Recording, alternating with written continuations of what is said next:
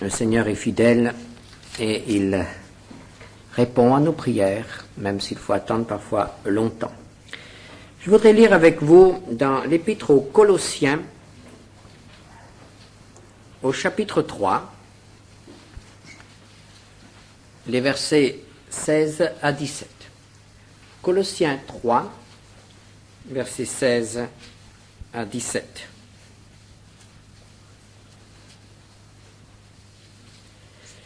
Que la parole de Christ habite parmi vous abondamment.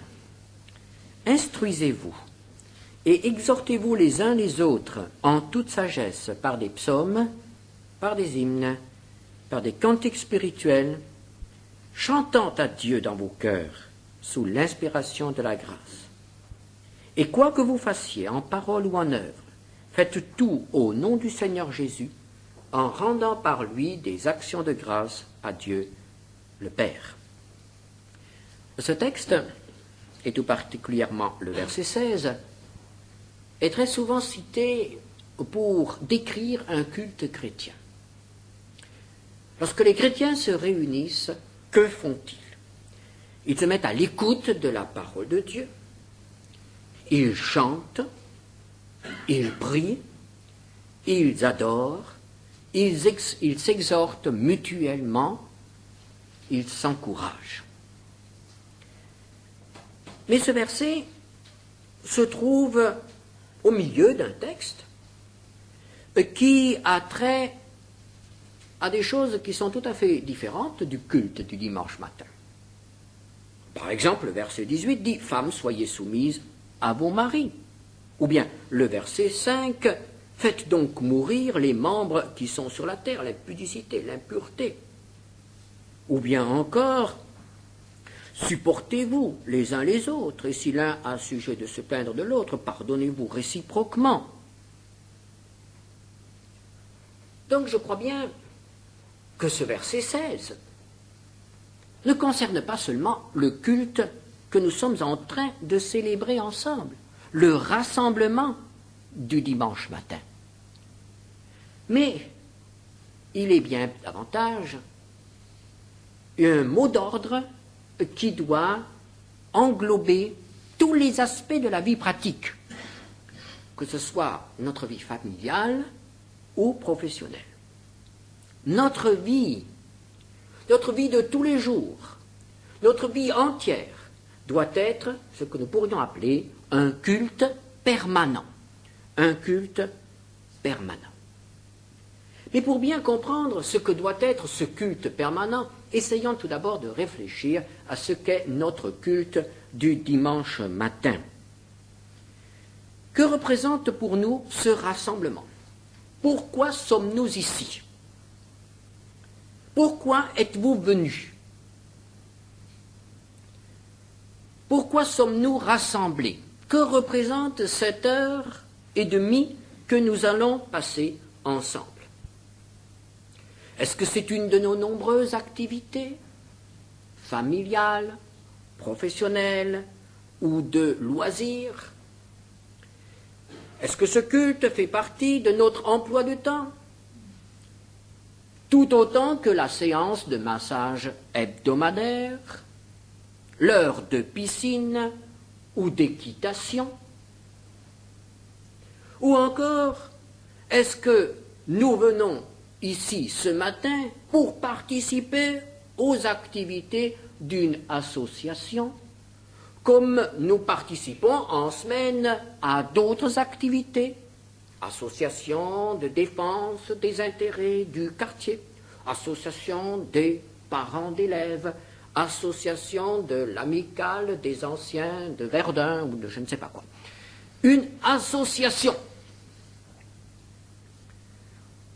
Nous en sommes membres et nous participons aux activités de cette association. Celle-là a des activités le dimanche matin, d'autres ont des activités la semaine en soirée. Ou bien encore, est-ce que nous sommes en train d'accomplir, de répondre à nos devoirs, des devoirs religieux, devoirs qu'impose une religion? Il faut bien avoir donner un sens à notre vie. Il faut bien avoir un cadre pour notre vie. Un peu de religion ne fait pas de mal, comme un peu de morale, un peu de culture, un peu d'exotisme. Tout cela ne peut pas faire de mal, pourvu que cela reste bien équilibré, bien délimité. Donc le culte du dimanche matin, ça ne fait pas de mal, ça fait partie de la vie. Qu'est-ce que notre culte? Pourquoi sommes-nous ici ce matin? Est-ce que nous sommes venus ici par devoir? Est-ce que nous sommes venus ici parce que notre mari voulait venir au culte ce matin, ou parce que notre femme, nous aussi, depuis 3 semaines, vient enfin une fois de nouveau au culte? Ou bien est-ce que nous sommes ici ce matin parce que papa et maman n'aiment pas nous voir manquer le culte le dimanche matin? Devoir, quelque chose qui nous est imposé plus ou moins. Posons la question autrement. Mais quel prix a donc ce culte ce matin? À quoi avons-nous renoncé pour y participer? Ou plutôt, qu'est-ce qui a le pouvoir de nous empêcher de venir au culte? Qu'est-ce qui a le pouvoir de nous empêcher de venir au culte? Nous sommes venus ce matin parce que ces choses-là ne sont pas intervenues. Peut-être tout simplement parce que ce matin, nous n'étions pas trop fatigués et nous nous sommes levés assez tôt. Mais si nous avions été fatigués, si nous avions donné un coup à notre réveil, aussi hier soir, nous avions arrêté le réveil de ce matin en décidant de faire la grasse matinée, eh bien nous ne serions pas là ce matin. Qu'est-ce qui a le pouvoir de nous empêcher de venir au culte? Lorsque nous ne sommes pas là, pourquoi ne sommes-nous pas là? Et là, nous pouvons voir quel est le prix que nous attachons au culte et quelles sont les choses auxquelles nous donnons la priorité. Une priorité absolue. Il y a des empêchements de force majeure. Tout le monde les reconnaîtra. Mais il y a des empêchements qui ne sont pas aussi important. Est-ce que nous nous laissons plus facilement arrêter d'aller au culte que d'aller au travail en semaine? Quel est le prix de notre culte? Quelle est l'importance de notre culte, du rassemblement du dimanche matin pour nous? Qu'éprouvons-nous lorsque nous n'avons pas pu venir au culte le dimanche matin? Qu'éprouvons-nous? Est-ce qu'il nous manque quelque chose? Est-ce que ce qui nous manque est vraiment essentiel? Est-ce que c'est vraiment très important, ce qui nous manque lorsque nous n'avons pas pu assister au culte? Qu'est-ce qui nous manque? Eh bien, la bonne poignée de main des frères et sœurs, le chaleureux accueil le dimanche matin. Ah, quelle joie de se retrouver tous les dimanches. Voilà, on peut un petit peu bavarder, on peut se retrouver, on peut échanger des réflexions. Ou bien, finalement, ce qui se dit au culte, ça nous permet quand même de réfléchir un peu. Il y a parfois des choses qui retiennent notre attention, qui nous permettent d'envisager autrement la vie. Il y a quelque chose que l'on reçoit et quand on n'est pas là, bon, ben, ça nous manque. Ou bien encore, le sentiment d'avoir manqué à un devoir. Oui, le Seigneur m'a sauvé. Je devrais au moins lui consacrer 1h30 le dimanche matin. Au moins. Et quand je ne le fais pas, oui, ce n'est pas bien. Ma conscience m'accuse. Ce n'est pas bien. Qu'éprouvons-nous lorsque nous n'avons pas été au culte le dimanche matin? Si nous éprouvons un malaise, si nous éprouvons un manque, quelque chose qui nous fait défaut, mais qu'est-ce que c'est? Est-ce que nous avons le courage d'analyser cela? Est-ce que nous avons le courage de bien regarder le problème en face? Mais qu'est-ce qui nous manque vraiment? Et est-ce que ce qui nous manque vaut vraiment la peine de se déplacer? parce que cela exige un effort, il faut le reconnaître, de venir le dimanche matin ici. Cela nous impose une discipline, c'est vrai, une fatigue, c'est vrai. Je dirais que la seule réponse que le Seigneur attend, c'est que quand nous n'avons pas pu participer à l'adoration commune, il nous manque quelque chose d'essentiel. Le chrétien n'est pas un individualiste, n'est pas un homme isolé dans la nature. Le chrétien fait partie d'un corps, il fait partie d'un tout. Et le Saint-Esprit veut rassembler ce corps. Il veut le rassembler pour se manifester. Il y a des choses que nous ne pouvons recevoir ou que nous ne pouvons faire qu'ensemble.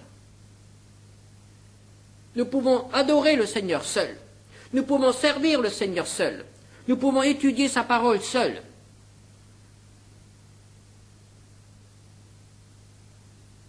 Nous pouvons plus difficilement prendre le repas du Seigneur tout seul, puisque c'est un repas de communion.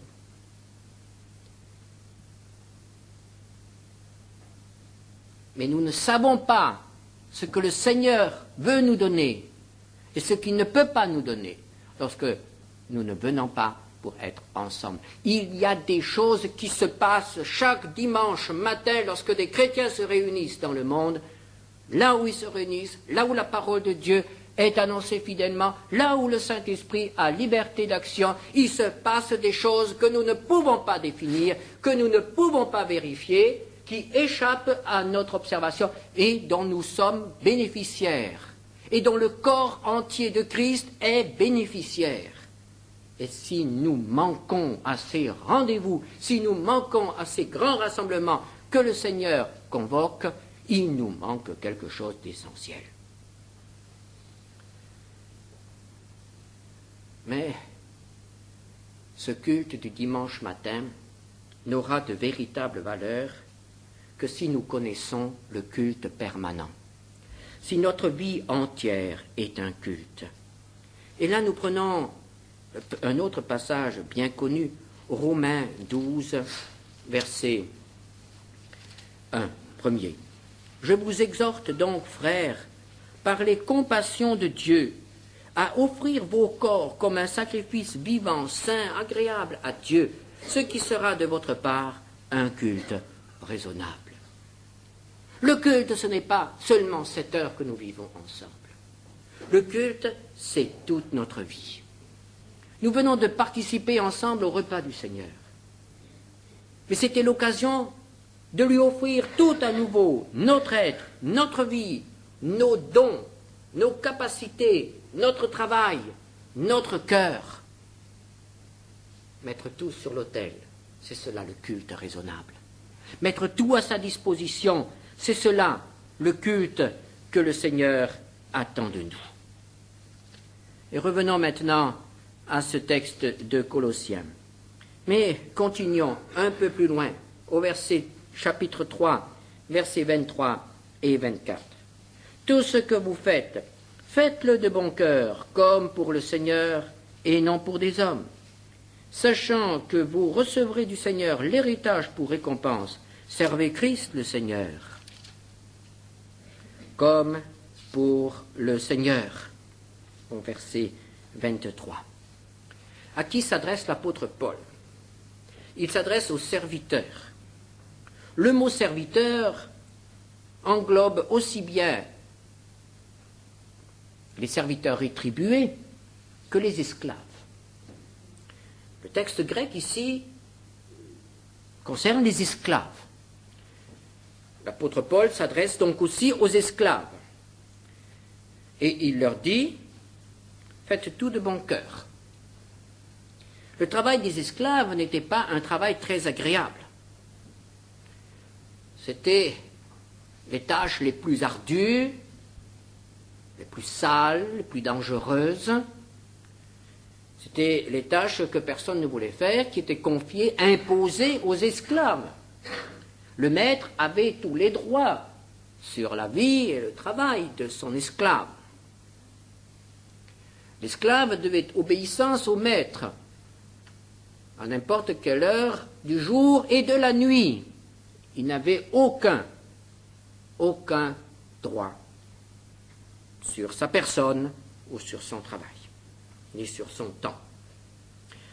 Et voilà que l'apôtre Paul s'adresse à ces hommes et leur dit « Faites tout de bon cœur, comme pour le Seigneur. » Comme pour le Seigneur. Que leur dit Paul? Vous êtes esclaves, c'est vrai. Vous servez des hommes.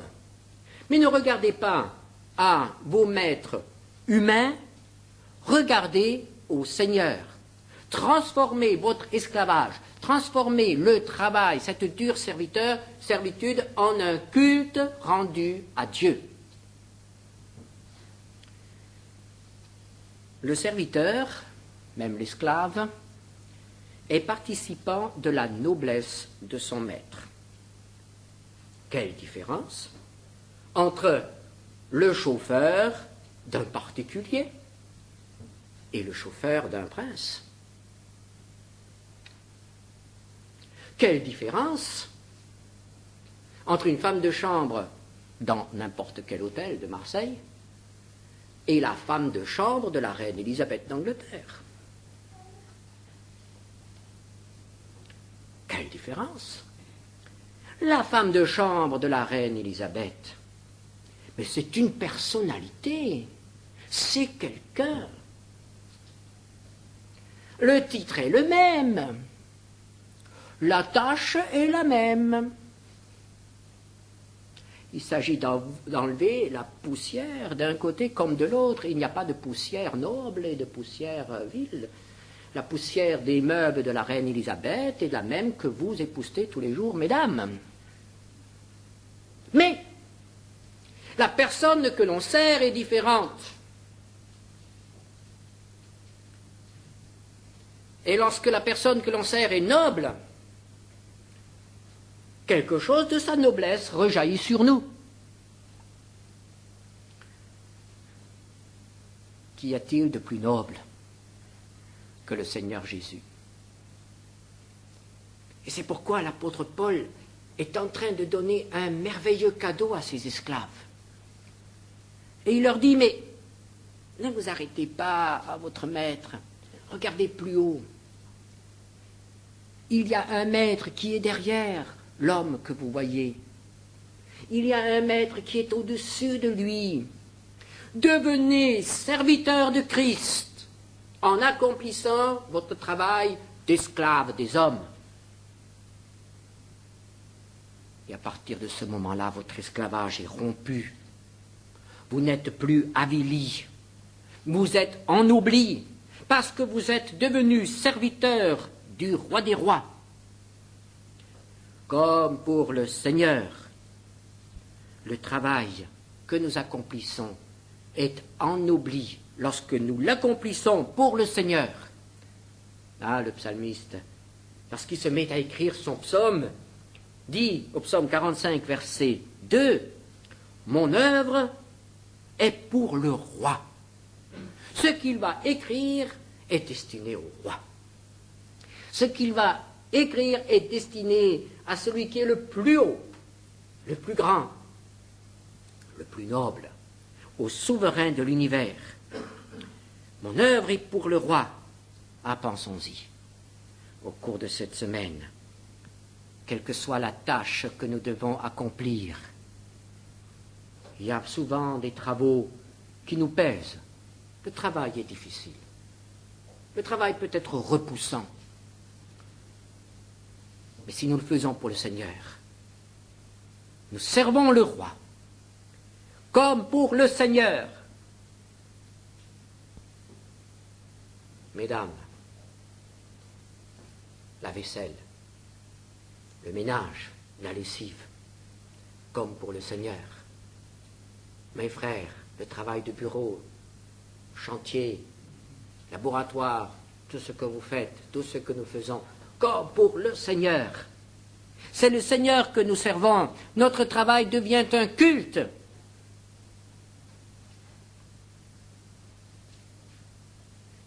Et c'est pourquoi l'apôtre Paul peut ajouter Colossiens 3, 23, faites tout de bon cœur. Et dans Philippiens 2, verset 14, il dit, faites toutes choses sans murmure ni hésitation, non par contrainte, mais volontairement avec reconnaissance. Ah, si le Seigneur vous attendait à la sortie. Et s'il vous disait, j'ai un emploi pour toi. Cette semaine, tu viendras faire le ménage chez moi.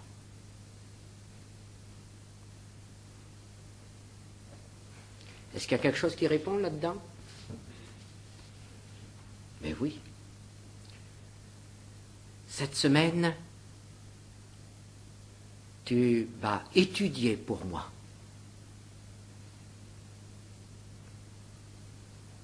Cette semaine, tu vas travailler pour moi.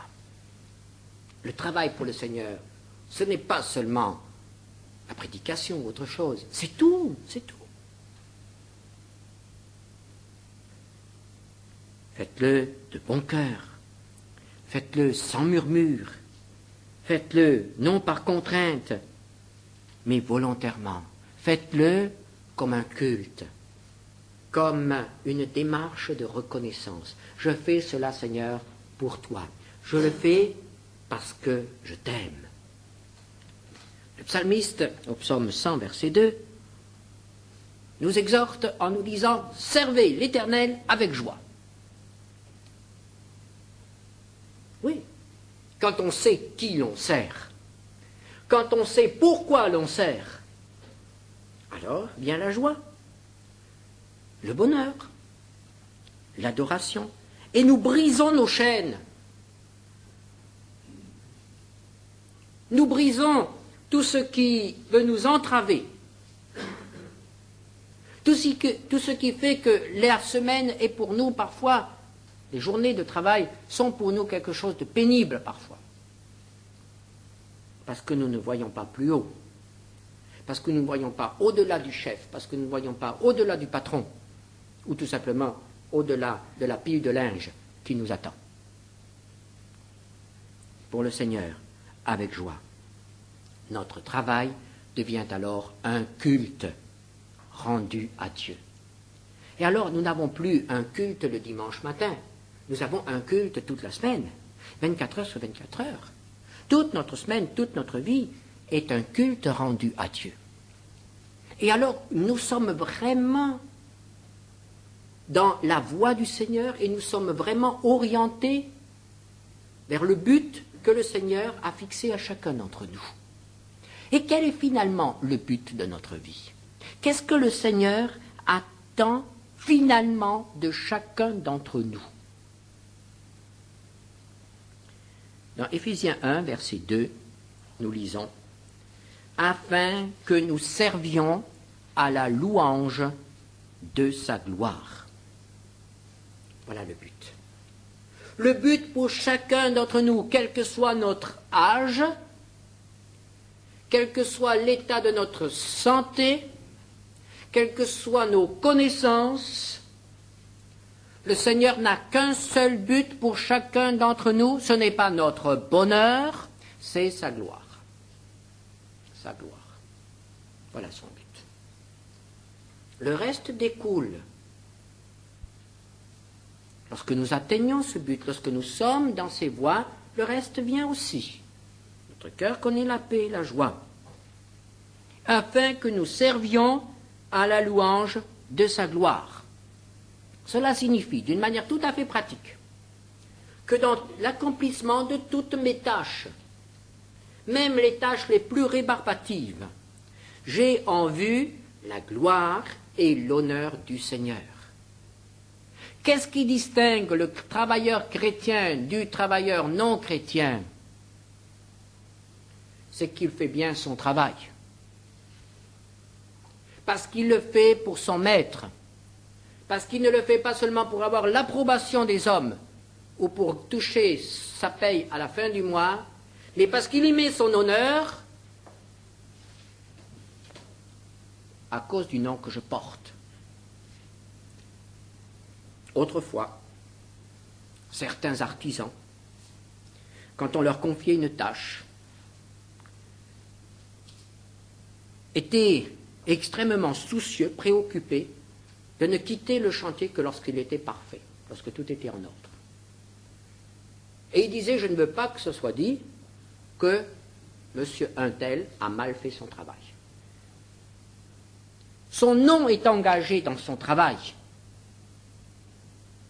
Cela restera sa signature. C'est lui qui a fait ça. Et si c'est mal fait, cela le suivra. Alors il y a des gens qui mettent un point d'honneur à faire les choses correctement. Il y en a de moins en moins. Et il y en a quand même encore quelques-uns. Et nous? Est-ce que c'est notre nom que nous avons à défendre? C'est le nom du Seigneur. Nous portons le nom de chrétien. Et il faudrait que ce soit vraiment connu. Que les chrétiens soient connus, par exemple, dans notre pays, comme des gens qui, lorsqu'ils font quelque chose, le font bien. Lorsqu'on le confie quelque chose, on peut avoir confiance. Il y a une signature, il y a un nom à respecter.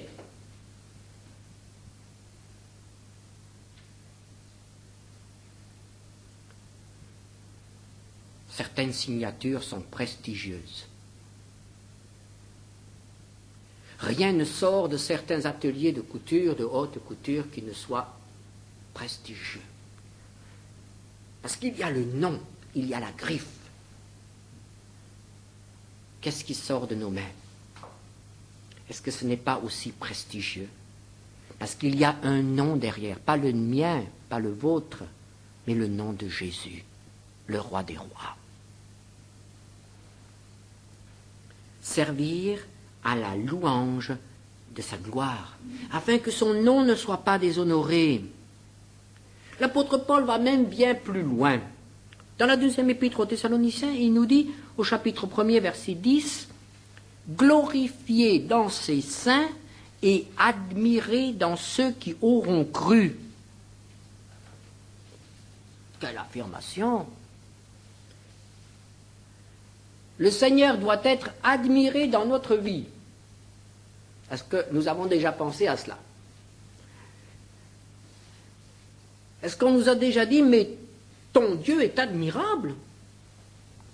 Quand je te vois vivre, mais tu as un Dieu admirable.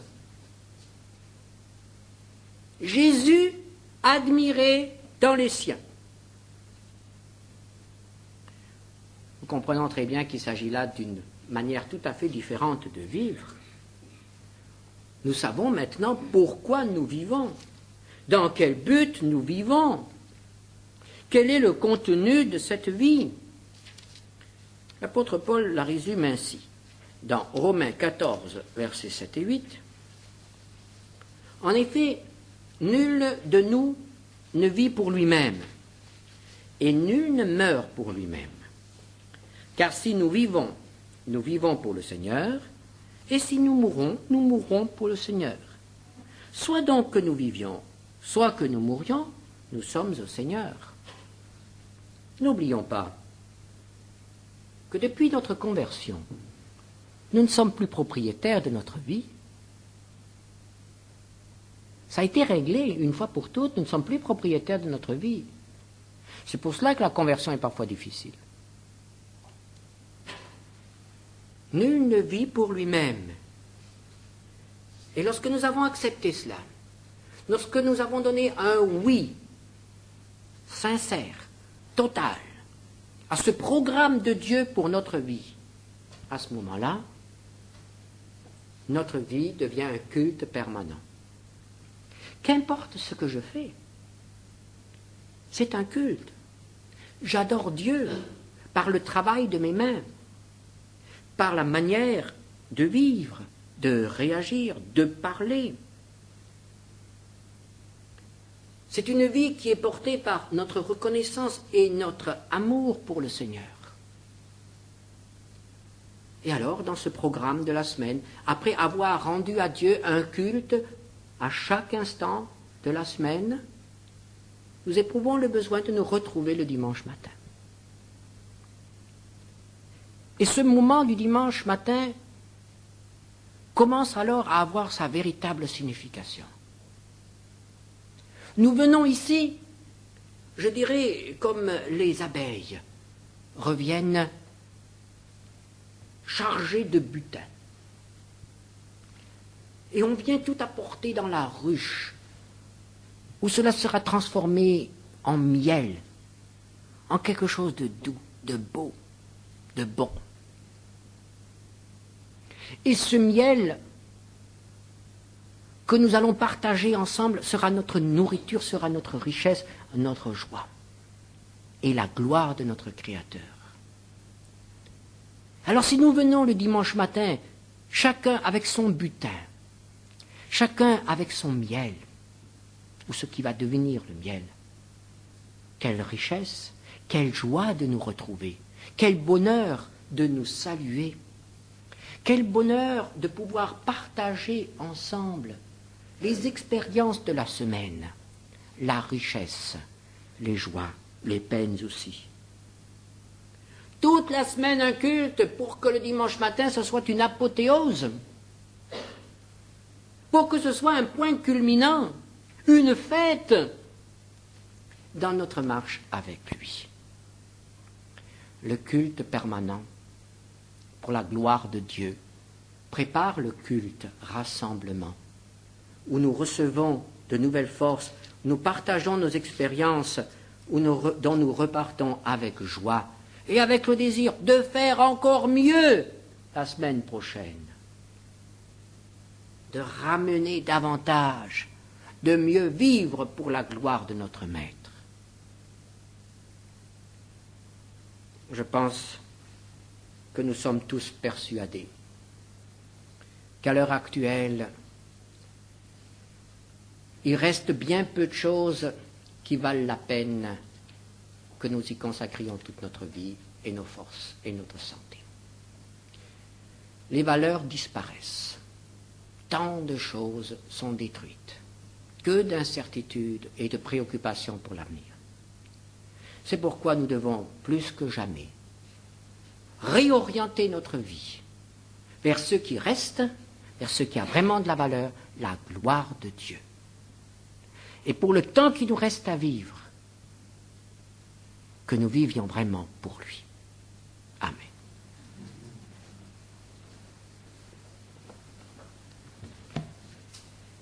Seigneur notre Dieu, nous te rendons grâce parce que tu nous as aimés et tu veux nous libérer des contraintes. Et ce que nous avons lu ensemble ce matin, ce ne doit pas être une nouvelle loi, des prescriptions qui vont encore nous limiter, nous entraver, mais au contraire que ce soit une clé pour l'épanouissement, une révélation de ce qu'est vraiment la vie vécue avec toi, une délivrance. Nous te rendons grâce encore pour toutes les délivrances de la semaine. Nous te bénissons parce que tu nous as enrichis encore ce matin par cette constatation que tu bénis, tu protèges, tu réponds aux prières. Et nous voulons encore nous confier à toi et que notre vie, notre marche